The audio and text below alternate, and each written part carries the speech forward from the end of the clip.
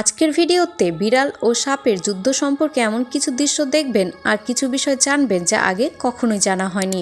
তো প্রথম দৃশ্যে দেখা যায় একটি সাপকে নিয়ে কিছু বিড়াল খেলা করছে আর ওইদিকে একটি বিড়াল শুয়ে আছে। দৃশ্যটি দেখে অনেকে ভেবেছিল যে হয়তোবা বিড়ালটি মারা গেছে সাপের ছোবলে। এ বিষয়ে রিসার্চ করা শুরু হয় আর পূর্ণাঙ্গ ভিডিওটি পাওয়া যায়। তো প্রথম ভিডিওতে দেখা যায় যে একটি সাপকে অনেকগুলো বিড়াল ঘিরে আছে এবং সাপটি একটি বিড়ালকে ছোবল মারারও চেষ্টা করে, কিন্তু বিড়ালটি কোনোভাবে বেঁচে যায়। পরের দৃশ্যে দেখা যায় বিড়ালগুলো সাপটিকে মেরে ফেলেছে এবং ওই পাশে দেখা যাচ্ছে ওই বিড়ালটি যা এখনও সুস্থ রয়েছে। তো এখানে মূলত বিড়ালটি শুয়েছিল এবং অন্যান্য বিড়ালরা মরা সাপটিকে নিয়ে খেলা করছিল। এখন জানার বিষয় হলো বিড়াল কিভাবে সাপকে খুব সহজে মেরে ফেলতে পারে এবং সাপ বারবার কেন যুদ্ধে হেরে যায়। পরের দৃশ্যে দেখা যায় একটি বসত বাড়িতে সাপ ঢুকে গেছে এবং বাড়ির পোষা বিড়ালটি সাপের কাছে এগিয়ে যাচ্ছে এবং বিড়ালটি খুব সহজেই সাপটির মাথা কামড়ে ধরে। সাপটিও নিজেকে বাঁচানোর জন্য আপ্রাণ চেষ্টা করতে থাকে এবং বিড়ালটিকে পেঁচিয়ে ধরে। বিড়াল কতটা নির্ভীক আপনারা দেখতেই পাচ্ছেন। বিড়াল প্রাকৃতিকভাবেই শিকারী প্রাণী, তাই সে সাপের সাথে যুদ্ধের কৌশল হিসেবে সাপের মাথা অর্থাৎ তার দুর্বল জায়গাতে প্রথমে আঘাত করে। এখানে দেখতে পাচ্ছেন সাপটি কিভাবে বিড়ালটিকে শক্তভাবে পেঁচিয়ে ধরেছে এবং বিড়ালটি নিজেকে বাঁচানোর চেষ্টা করতে আছে। কিন্তু অদ্ভুত ব্যাপার হলো বিড়ালের মালিক ভিডিও করলেও বিড়ালটিকে বিপদে সাহায্য করতে এগিয়ে আসছে না। পরের দৃশ্যে রাতের বেলা একটি বিড়ালকে সাপের সাথে লড়াই করতে দেখা যায়।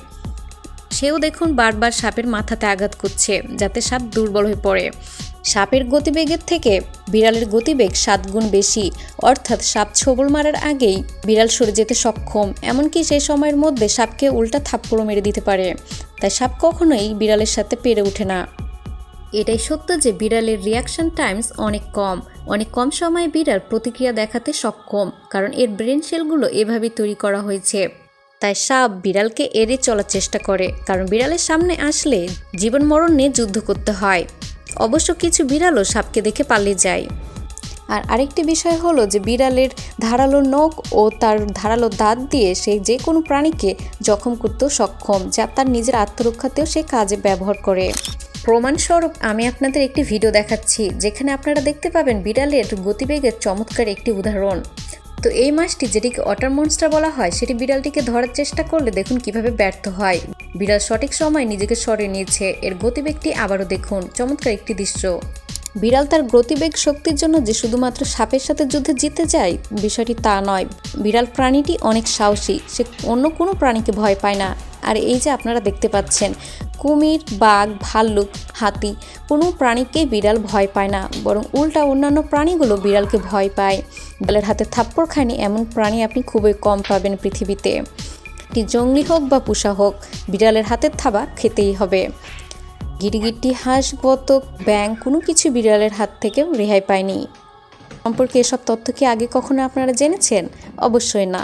তাই বিড়াল প্রাণীটিকে আজকে থেকে অবশ্যই আপনারা অন্যভাবে দেখবেন, কারণ বিড়াল আসলেই নির্ভীক।